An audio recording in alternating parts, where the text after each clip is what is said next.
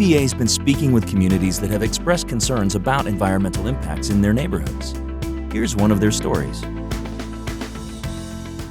In 2000, I decided to go back to Port Arthur, Texas, my hometown. I started walking around my community and go and visit some classmates and what have you, and they started telling me about all the people that had been ill and some of the people that had died. And what I recognized in those conversations is that most of the people that had passed on, it was cancer related. My people back home was suffering and nobody was doing anything about it.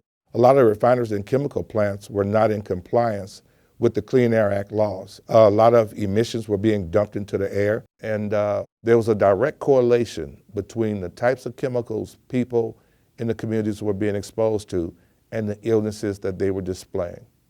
Case in point, I met a young lady that I went to school with when I went back home.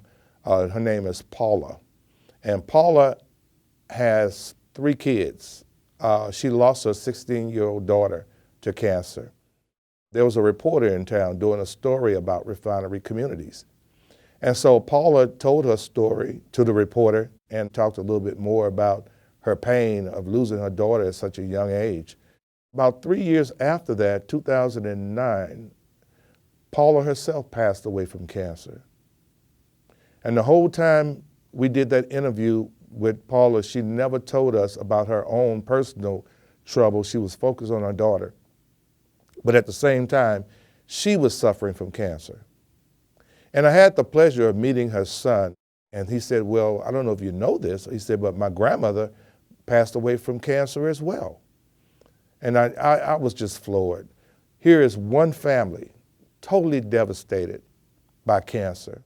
There are other families in the city of Port Arthur that can tell the same story, husband and wife dying one behind the other due to cancer. When will we learn that we all breathe the same air? Simply because that smoke goes up in my community does not mean it stayed in that community.